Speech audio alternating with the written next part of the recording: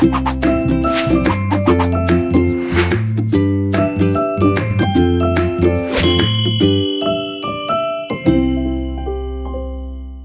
gente, boa noite a todas e todos. Eu sou Shellen Galdino, sou aqui do Serviço Social para Concursos, feliz em estar participando desse processo de colaboração do aprendizado, enfim, de uma formação humana, profissional, crítica, enfim, de fato comprometida com o projeto ético-político da nossa profissão. Bem, a gente está indo para mais uma transmissão ao vivo hoje.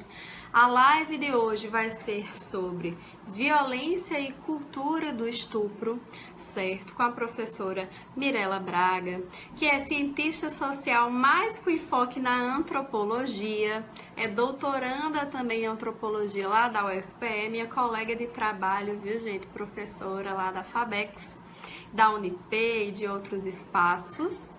Ela tem uma discussão sobre violência e vai somar com a gente hoje.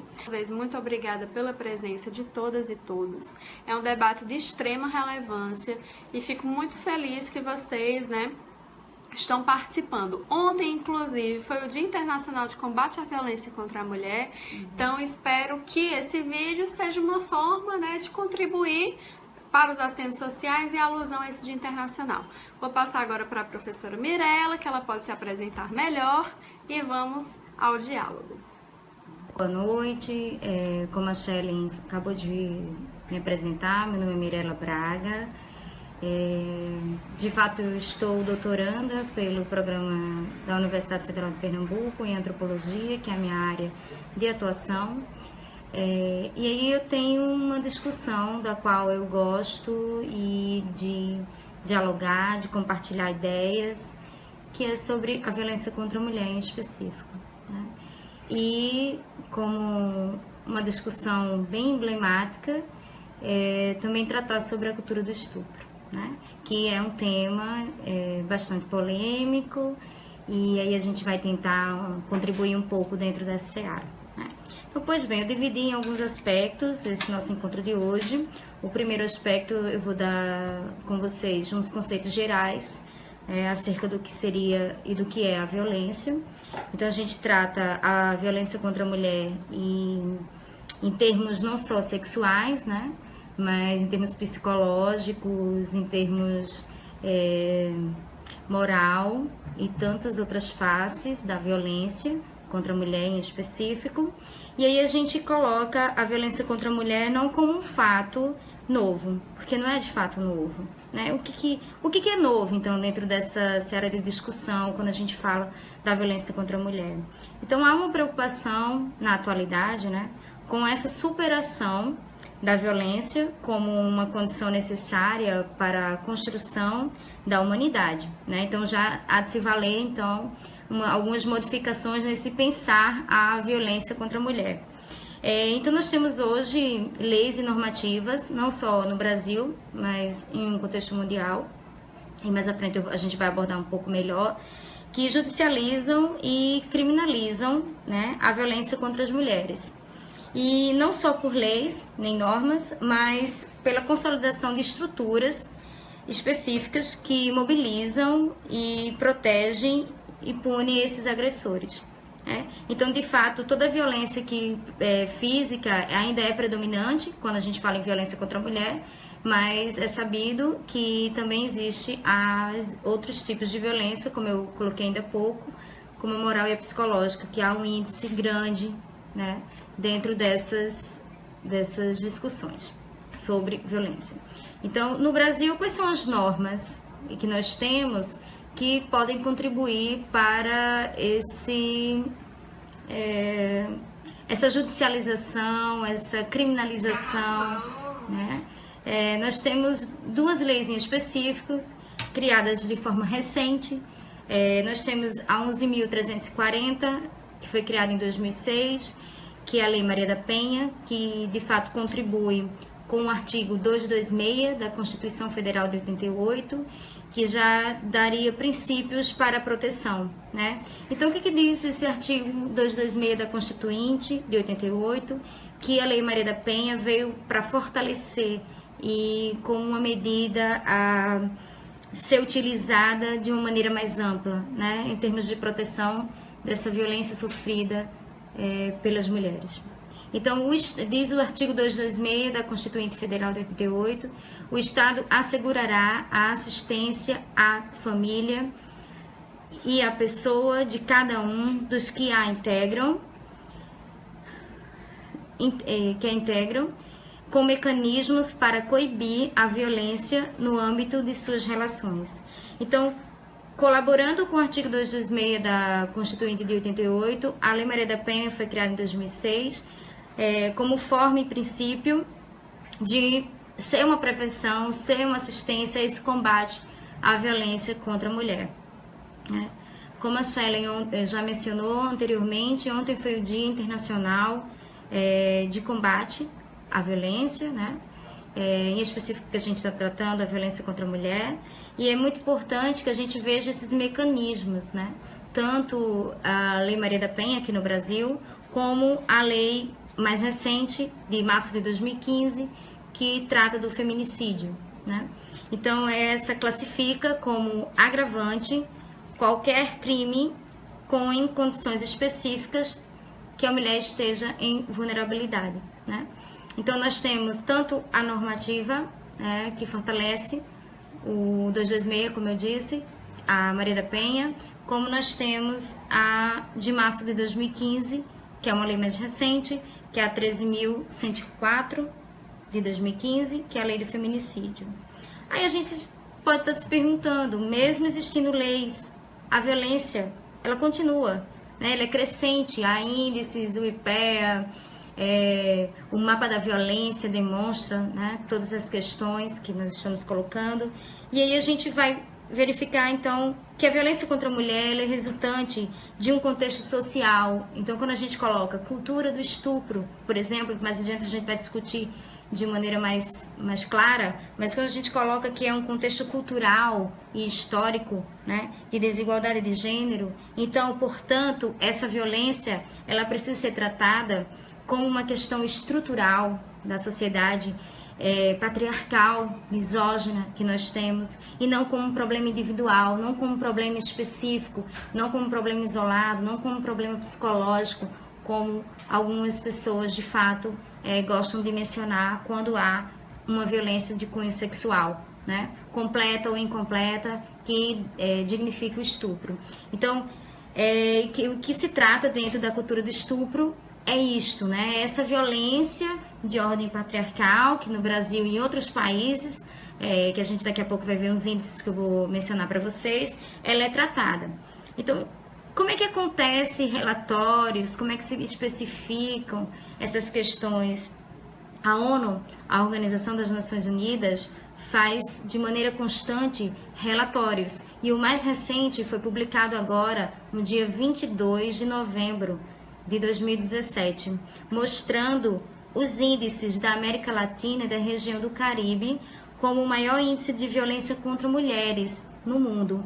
Então, é um dado alarmante, é um dado preocupante, né? E a gente sempre está dentro de uma seara onde conhecemos alguém, alguma mulher que foi violentada, seja pelo parceiro, ou pelo ex-parceiro, ou um padrasto, ou alguém bem próximo, ou até um desconhecido, né? Então, isso é preocupante quando se trata de dados estatísticos daquilo que foi realmente revelado, porque também existe, a gente sabe, e somos cientes de que existem dados que estão em sigilo, né? E não entra para esses índices que a gente vai daqui a pouco colocar. Então, a América Latina e o Caribe é um maior índice de violência contra as mulheres, e a situação mais crítica se encontra no México e na América Central, onde há um destaque desse relatório que foi apresentado agora, recentemente, 22 de novembro, no Panamá, como traz dentro do Programa das Nações Unidas para o Desenvolvimento, que a gente chama de PNUD,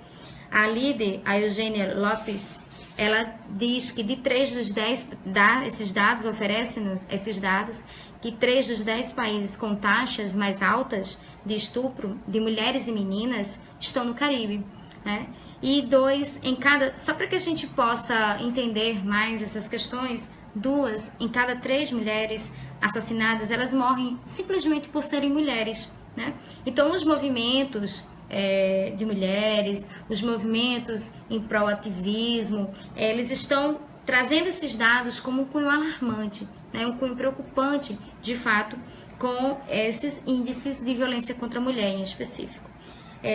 Dentro desse mesmo relatório apresentado recentemente, como eu havia informado, traz assim, 88 mulheres a cada mês até outubro, né, deste ano 2017, sendo assassinadas, sendo violentadas na Guatemala, né, por exemplo. Então, esse relatório, o que ele indica? O que é tão importante a gente colocar números quando em um contexto de violência?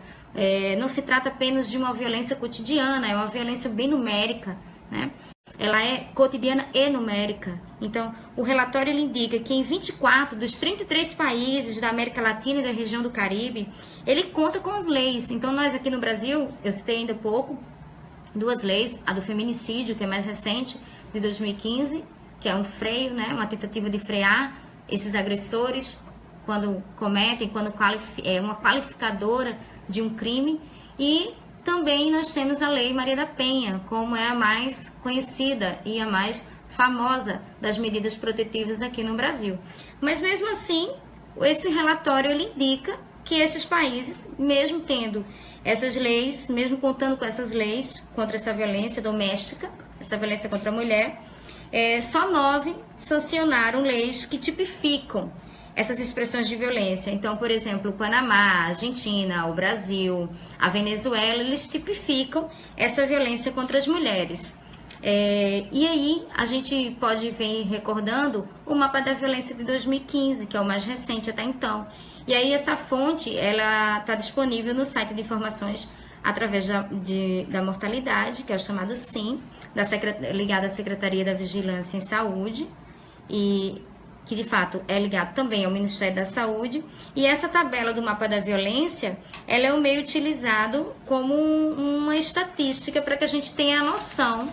E aí eu vou trazer para vocês alguns números, porque é interessante. Por exemplo, os meios utilizados para homicídio por sexo no Brasil. Os dados mais recentes desse mapa da violência. Nós temos algumas formas, alguns meios e alguns instrumentos. E nós temos entre sexo feminino e masculino uma tabela. E aí, para que a gente possa compreender essa violência. Então, nós temos como um meio ou um instrumento o estrangulamento e a sufocação, que para as mulheres está no índice de 6,1 e para o sexo masculino 1,1. Então, nós temos um índice bem elevado, né? Nós temos seguido armas de fogo, 48,8% das mulheres e 73% dos homens. Então, aí nós vemos que os homens, a presença de crime utilizando arma de fogo é um índice bem elevado em relação ao sexo feminino, que a incidência é menor, mas ela é aumentada no estrangulamento, na sufocação, no objeto perfuro-cortante, nesses crimes que indicam uma presença maior de ódio e por motivos fúteis e banais. Exemplo, nós temos 25% com cortante ou penetrante, mulheres, e 14,9% de homens. E nós temos o objeto contundente, como 8% para as mulheres e 5,1% para os homens. E aí a gente se pergunta, quem são esses agressores, né? Quais são essas pessoas que estão dentro desses padrões que geram a violência? Muitos pensam, são desconhecidos. Não, há um índice também que mostra a violência cometida contra as mulheres de ex-parceiros, né? De pessoas conhecidas, familiares ou próximos, algum amigo de infância. Um caso recente agora, no estado do Rio de Janeiro, quando a pessoa que dividia o mesmo teto com uma jovem assediou, né? Mas estava drogado? Não, não estava. Ingeriu álcool? Não. De fato, não. É a simples constatação da violência pela violência, né? A violência por uma mera condução, e essa agressão, ela é vista cotidianamente, né? Então, existem números, como eu coloquei ainda há pouco, alarmantes sobre esse processo. Aí vem a segunda pergunta: qual o local da agressão? Qual a principal demonstração dessa violência contra a mulher? Então, o mesmo mapa da violência nos traz dados do local por sexo, do local da agressão por sexo. Então, o estabelecimento de saúde, 25% para a mulher, 26% para o homem. Domicílio, 27% da mulher, 10% o homem. Via pública, 31% das agressões acontecem em via pública para a mulher, 48% para o homem. Em outros casos, 15% para a mulher, 15,7% para a mulher, 15% para o homem. Então, existe esse local do domicílio da vítima, é algo bem relevante, é algo que traz essa presença, essa domesticidade nos homicídios das mulheres, né? E o mapa da violência constata, mais uma vez, o que nós midiaticamente já percebemos, né? E aí a gente pode colocar o que a Organização das Nações Unidas ela recomenda através desses relatórios que são visivelmente mostrados, né, anualmente postos. Quais são os conceitos e quais são as recomendações que a Organização das Nações Unidas elas pedem para que sejam feitas para atenuar essa violência sofrida, para sanar essa problemática da violência contra a mulher?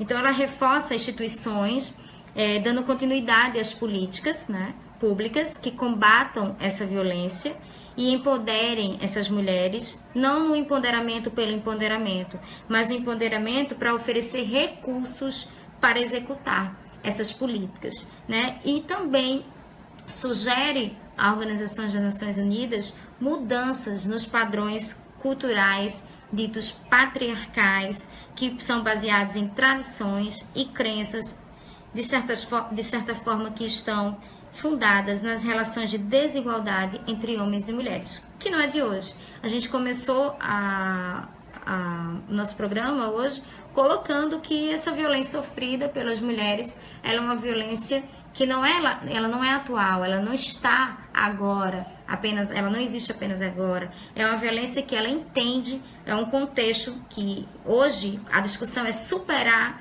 essa violência. Como é que a gente consegue meios judiciais que criminalizam essa violência? Então, a discussão ela já é gerada assim: quais são os países que estão mais preocupados, quais são os países que estão no ranking dessa violência, quais são essas leis protetivas, quais são essas normas que fundamentam essa consolidação de estruturas específicas do aparelho policial e jurídico que pode ser mobilizado para proteger essas vítimas e principalmente punir esses agressores, né? Então, aí a gente vem na questão novamente para a Lei Maria da Penha aqui no Brasil, que é 11.340/2006, que vai dizer em seu caput, na sua boa síntese, digamos assim, dessa lei, que ela vai criar fundamentos, mecanismos que coíbam a violência doméstica e familiar contra a mulher, nos termos, como eu mencionei, do 226 da Constituição Federal e da Convenção sobre a Eliminação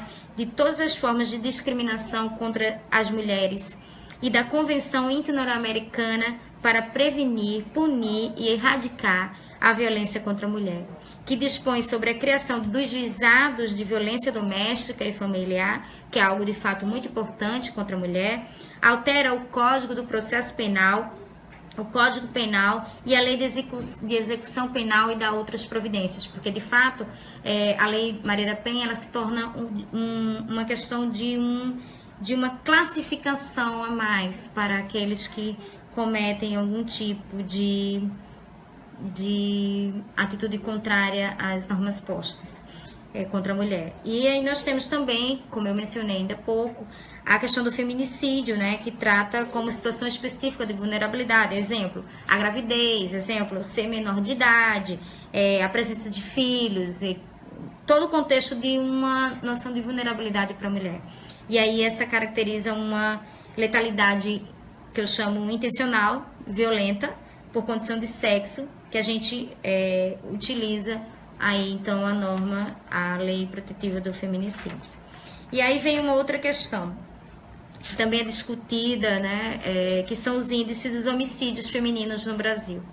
Como é que está essa questão dos homicídios femininos? Aí, mais uma vez, eu vou usar a fonte como o Mapa da Violência, né, que ela é uma fonte mais visível, é uma fonte mais ampla, traz dados, e dados é o que a gente precisa colocar obrigatoriamente como uma forma de tá posto a coisa, declarada de fato. E aí a fonte básica desses homicídios, em todos os mapas de violência, é o que eu falei ainda há pouco também com vocês, que é o Sistema de Informações de Mortalidade, que é o chamado SIM, que está ligado à Secretaria de Vigilância e Saúde e ao Ministério da Saúde. E aí, esse mapa da violência, ele conduz aos homicídios femininos, às estatísticas, né, desses homicídios, e nos traz alguns dados que foram postos em estudo e a legislação como um fator que possa tornar um desafio para a realização de relatórios e a falta de informações oficiais sobre algumas mortes, por exemplo. Então, essas estatísticas que são colocadas através do mapa da violência, que são fornecidas pelo sistema de informação, elas são estatísticas da polícia, né? Elas são, e também, na maioria das partes, são informações acerca de, como eu coloquei na tabela, do sexo dessas vítimas, o que torna, então, algo que a gente possa considerar como uma constante de discussão sobre conteúdos e conceitos sobre a violência contra a mulher. Então, aí, feito esse panorama, né, e discutido até então o que vem sendo colocado como pesquisas, né, para inserir a violência contra a mulher, a gente vai tratar agora um pouco, né, sobre a cultura do estupro, né, que é algo muito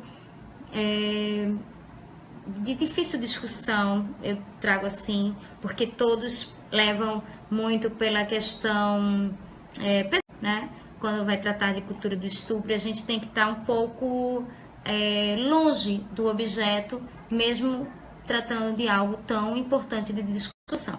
Então, a gente tem esse termo cultura do estupro, não é um termo novo, não é nenhuma novidade que está sendo posta.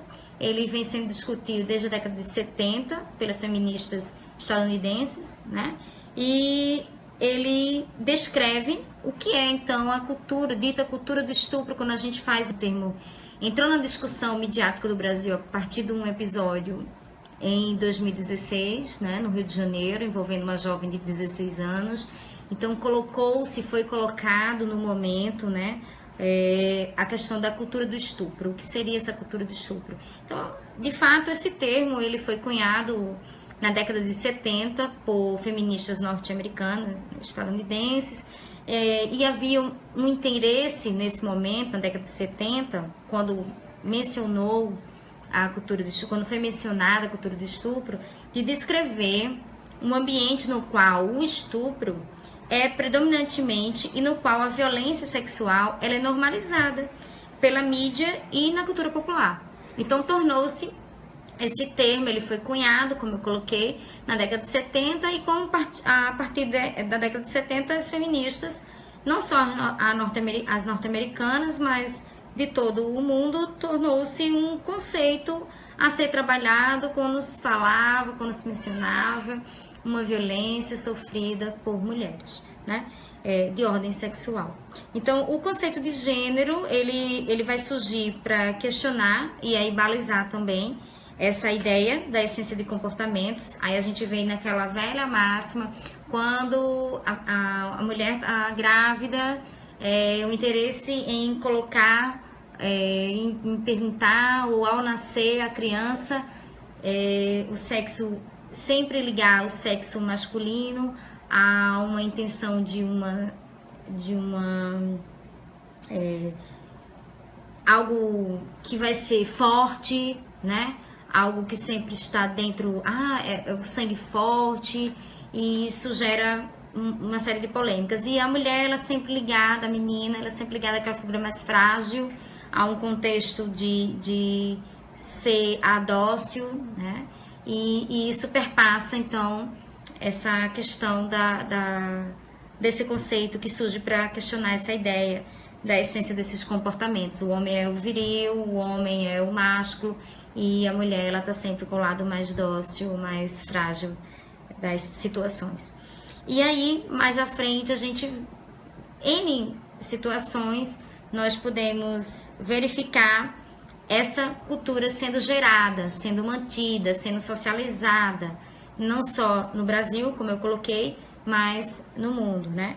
Então, essa objetificação da mulher, ela é colocada através de música, através de publicidades, enfim, por N situações que são postas e alguns mitos, né? Como eu coloquei ainda há pouco, essa questão que quem vai agredir esta mulher?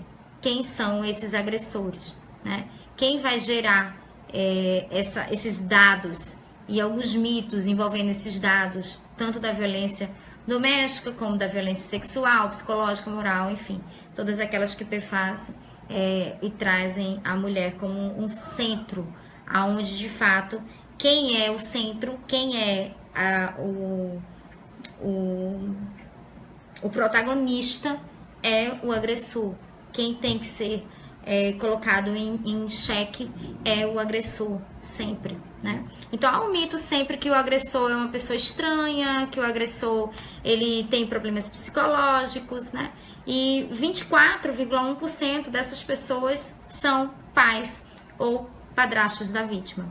32,2% são amigos ou conhecidos da vítima, né? Então, esse estupro, ou a tentativa, ou a máxima dele, ela é uma prática não consensual. O que é o estupro, né? Quando a gente fala cultura do estupro, essa questão que é colocada mediaticamente, tem que ser posto algumas colocações, tem que ser verificadas. Então, o estupro é a prática não consensual do sexo imposto por violência ou por ameaça de qualquer natureza. E isso faz com que o protagonista seja o estuprador e não a vítima. Então, a gente tem que colocar isso como uma grande noção do que a gente pode trazer enquanto discussão. E aí, no dia 21 de maio do ano passado, no Rio de Janeiro, houve o caso da jovem de 16 anos que foi agredida por muitos, não me lembro a quantidade, 33, a Sharon está falando aqui. 17. Eu estou em dúvida também, se era 33 ou 17. Mas enfim, ela foi agredida por um coletivo masculino e essa jovem foi colocada pela mídia como um caso da cultura do estupro. Então, esse caso da cultura do estupro, ela veio sendo discutida mais intensificamente no Brasil a partir de 21 de maio de 16. E aí, inúmeros estados fizeram movimentos, né? E João Pessoa não foi diferente. Nós tivemos movimento no Busto Tamandaré, movimentos nas principais avenidas da cidade, mobilizando. E eu acredito que vocês também devem ter vivido no estado de vocês, na cidade de vocês, esse movimento, né, que fortaleceu as discussões acerca da cultura do estupro. E aqui nós tivemos no Busto Tamandaré um episódio muito lamentável, que foi quando as mulheres reunidas, não só mulheres, mas mulheres, homens, crianças, jovens, adolescentes, enfim, reunidos no Busto Tamandaré, em prol de uma campanha contra a violência, né, contra a mulher, mencionando como bandeira central essa cultura do estupro. Nós colocamos dizeres, né, dentro de uma placa que dizia "Eu amo João Pessoa". E era tinta guache. Esse episódio foi muito parecido com o que aconteceu no STF uma semana atrás, uma semana anterior do que havia sido colocado, e isso gerou muita polêmica e muitas discussões na sociedade pessoense, né, e por não dizer paraibana. Então, o que acontece? Esse episódio, ele mais coloca falas que mostram uma visão de que é necessário estar discutindo diariamente acerca dessa cultura do estupro, dessa violência contra a mulher, não só a violência de ordem sexual, mas a violência psicológica, moral, todas as outras, a doméstica, que acontece meio que é um cotidiano dessas mulheres, e que existem alguns números que nos indicam que esse contexto de discussão ele tem que ser de fato colocado meio que algo diário. Então, todo espaço é espaço de luta, todo espaço é espaço para que a gente nos expressamos, para que a gente possa colocar isso como uma roda de conversa dentro do ambiente familiar, fora dele, enfim, tem que ser discutido, porque tem que ser sanado, tem que ter medidas que sejam educacionais, políticas públicas, enfim, que sejam colocadas para que essas mulheres e a sociedade como um todo, ela comungue de ideias que facilitem esse retrocesso à violência. E aí nós temos também, eu gosto de trabalhar com questões numéricas, o Brasil ele é o 7º país no ranking de assassinatos de mulheres dentre 84 países que foram pesquisados, né, aqui dentro daquele relatório que eu coloquei ainda há pouco para vocês, de 22 de novembro. Então o Brasil ele é o 7º país, isso é muito alarmante, né, no ranking de assassinato de mulheres, simplesmente por serem mulheres, né? E quais são os estados de maior índice de violência? Nós temos de homicídio. O Espírito Santo, com 11,24. A cada 100 mil mulheres, esse índice é de fato grande. Seguido da Bahia, com 9,8%.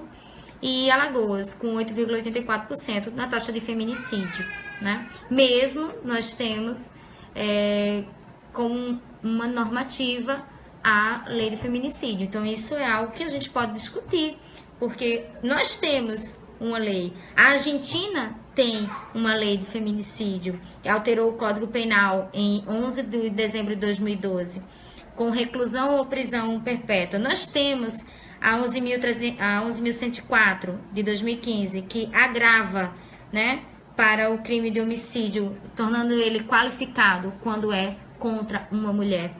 Nós temos a Colômbia, no dia 4 de dezembro de 2008, aumentando a prisão de 33 a 50 anos para aqueles que praticam crime contra a mulher. A Venezuela, mais recentemente, em 2014, com a prisão de 15 a 30 anos. O Panamá, que foi alvo do relatório agora, como eu falei há pouco, em 22 de novembro.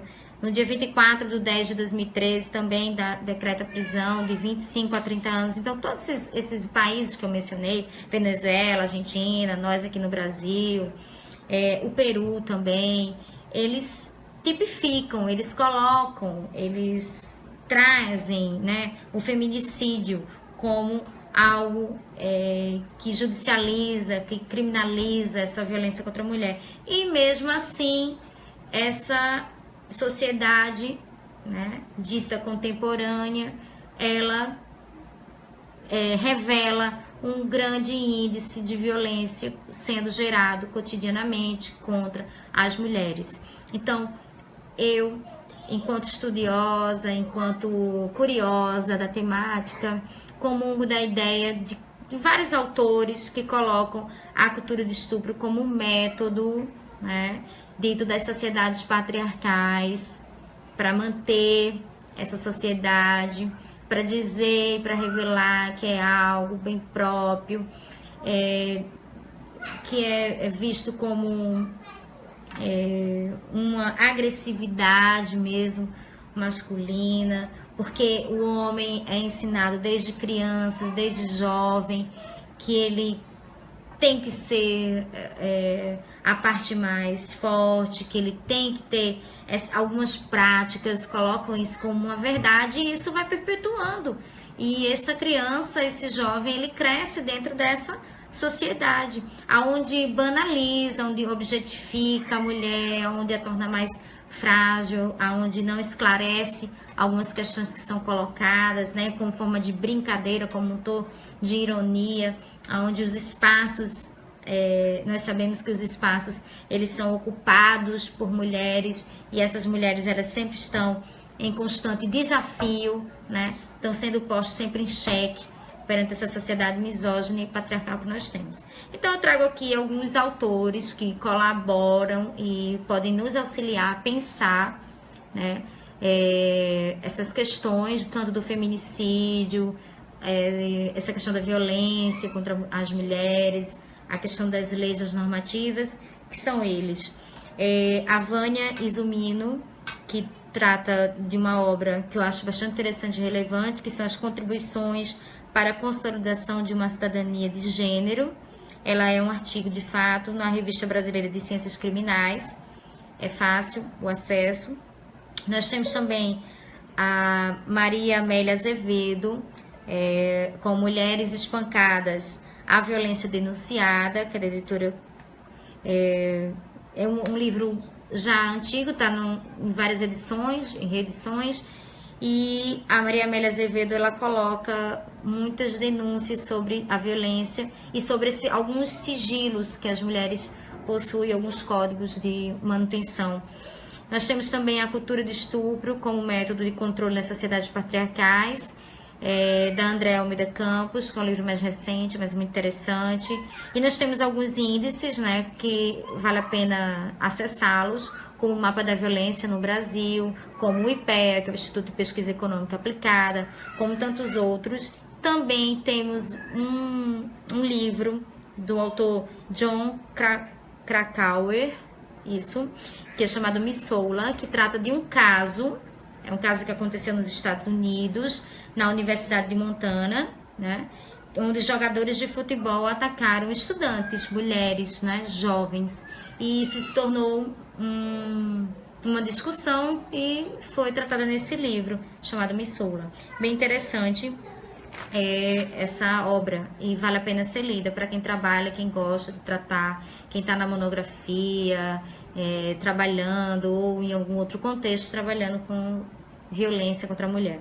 Nós temos também a Nívia Valença Barros, Mulher e Violência, desvelando a naturalização da violência simbólica no contexto familiar, que é uma obra bastante interessante, muito usado pelas pessoas do serviço social quando discutem mulheres e violência contra essas mulheres e numa natureza simbólica, né? Numa violência de natureza simbólica. Então, assim, gente, eu acho que eu vou abrir o espaço para as questões, né, para os desafios que estão aí por vir, né, nas questões que vocês garanto que vocês têm muitas questões para colocar e agradeço esse espaço. A primeira pergunta é da Rosa, e Rosa Milene. Ela pergunta qual a diferença entre violência doméstica e familiar. A Sirlene pergunta se a Lei Maria da Penha é exclusiva para mulheres ou defende também os homens que sofrem violência doméstica. Fernando fez um comentário. Muitas das vezes as nossas leis são frouxas e, passado algum tempo, esses indivíduos são soltos em pouco espaço de tempo e retornam à sociedade cometendo os mesmos delitos. Muito triste. Enfim, eu vou pegar esse gancho do Fernando e vou fazer um comentário, porque assim, eu geralmente não falo muito, mas esse tema é um tema que eu gosto, certo? E quero fazer uma pergunta. Eu queria saber, Mirella, com relação aos agressores. Porque geralmente, de fato, a gente fala da vítima, né? Que os espaços, as casas-abrigo, né? O processo de aconselhamento psicológico, social. Nós, assistentes sociais, inclusive, estamos lá na ponta, certo? Lidando com essas mulheres que sofrem essas violências físicas, psicológicas, enfim. E os agressores? Quais são, né, os mecanismos do Estado, fora a punição, para os agressores? Eu acho que isso é o que a gente precisa pensar. Eu acho que a gente está num processo em que a gente está vivendo no Brasil, ao mesmo tempo, tanto o avanço do conservadorismo, quanto também o avanço de uma onda feminista, que vem com essa questão do empoderamento, da música. No Brasil, recentemente, a gente tem tido muitas derrotas jurídicas. Embora há avanços, eu acho que a derrota da PEC, né, que assim proíbe o aborto para vítimas de estupro, eu acho que é lamentável, eu acho que é uma regressão. Não sei se a gente vai conseguir barrar isso, porque é um processo muito violento, né? É você, assim, claro, é um processo que tem que ser de escolha da vítima, mas Pode ser que há quem queira, mas pode ser uma outra violência para quem não quer. Então você está obrigando a mulher a ter um filho de uma violência. Eu acho isso assim, é o Estado sendo mais uma vez violento com as mulheres. Então é isso. Rosa Milene, né, que fez a questão, qual a diferença, se eu entendi assim, entre a violência doméstica e familiar. Bom, quando nós caracterizamos a violência doméstica, nós estamos falando do ambiente que envolve as pessoas que estão dentro de uma casa, um apartamento, que convivem, né, que maritalmente, ou um irmão, enfim, são os laços, né? Então a gente tipifica e coloca como essa violência de ordem doméstica, né? E que tipo a gente pode colocar o que aconteceu e que deu nome à Lei Maria da Penha, né? Foi uma violência doméstica sofrida pelo então o agressor era o companheiro, o marido, né, da Maria da Penha, e que nos colocam como essa medida que nós temos desde 2006 a ser discutidas. E quando a gente coloca que a violência ela é familiar, né? Então essa violência familiar ela parte fora desse âmbito que a gente fala doméstico. Então pode ser um agressor, como eu coloquei ainda há pouco, esse irmão, esse primo, e se torna uma violência também de ordem doméstica e familiar, né? Que ela perfaz o ambiente ali então da sua casa, mas está dentro do âmbito maior que é a sua família. Eu não sei se deixou claro para ti, mas de fato é uma coisa que atenua, é um traço muito fino entre a violência doméstica e familiar. Elas se tornam com algo bem próximo, né, um ao outro. O que configura apenas são as relações.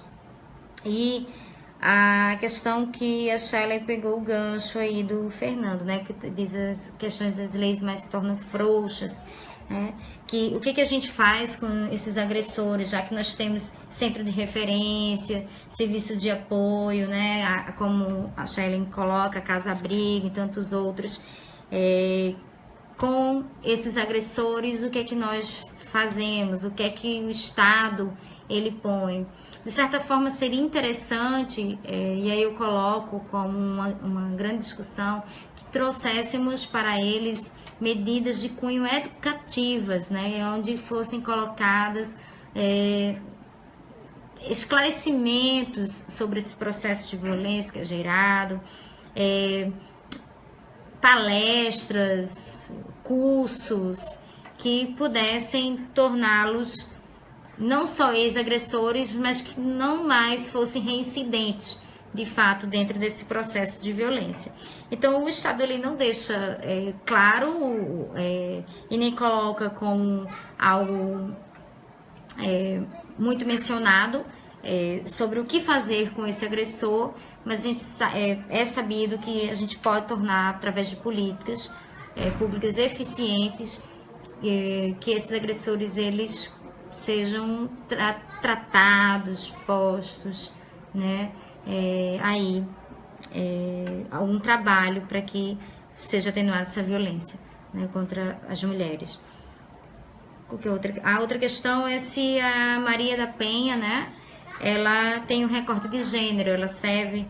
Na verdade, há uma discussão também sendo colocada dentro da nossa sociedade acerca da Lei Maria da Penha, quando ela trata de casos de travestis, por exemplo, né? De homens, né? Como é que esses homens eles são protegidos pela Maria da Penha, ou se ela serve só para mulher? De fato, alguns casos isolados, né, tem surtido efeito. Um caso de uma travesti que foi atendida pela Lei Maria da Penha, um caso de um homem que foi atendido pela Lei Maria da Penha. Então, apesar de ter sido gerada primeiramente como um atender para a violência contra a mulher, ela tem sofrido alguns lastros, né, de aumento aí para essas medidas, para que sejam atendidas em casos que precisa ainda ter esse estudo, precisa verificar como é que ela tem sido posta, né? Mas esse recorte de gênero, ele tem ganhado proporções aqui. Tem mais umas perguntas que é da Aldi Rodrigues. Como desenvolver e iniciar nos municípios políticas de enfrentamento da violência? Fernando também fez uma pergunta interessante, que ele falou o seguinte: vi no blog Defesa da Mulher sobre a castração química. Qual a sua opinião? Ixi. Bem polêmica, né? Cláudia, nossa aluna, fez uma pergunta assim: como pode ser punida a violência psicológica? Isso é Boa pergunta também. A priori são essas colocações. Castração, blog, foi isso? Castração. É no blog Defesa da Mulher. Aham. Ele disse que leu sobre isso. E perguntou sua opinião. Certo. Vamos lá, então, para essas outras questões. Como desenvolver e iniciar políticas de enfrentamento nos municípios, né?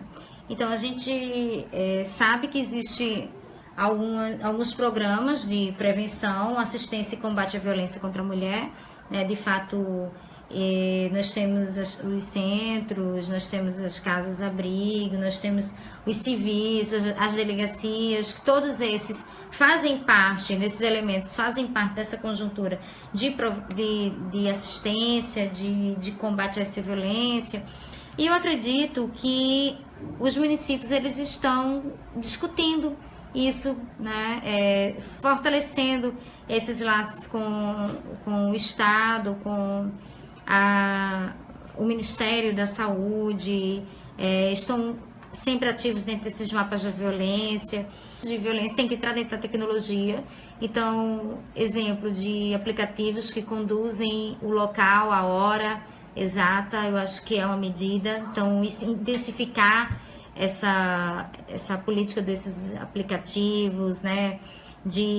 Aqui no município de João Pessoa nós temos também, isso serve de exemplo, né? Como uma outra política. O Disque 180, a questão da parada de ônibus, a partir das 22 horas, o ônibus para bem próximo à residência, onde a mulher ela vai ficar. Então, a parada que diz a parada obrigatória, né? Então, assim, eu acredito que os municípios eles têm que entrar dentro desse lance, né? De como combater, de como evidenciar esse combate e desenvolvendo essas políticas de enfrentamento, né? Em relação à minha opinião sobre a castração, que o Fernando, é isso? Viu dentro de um blog, Defesa da Mulher.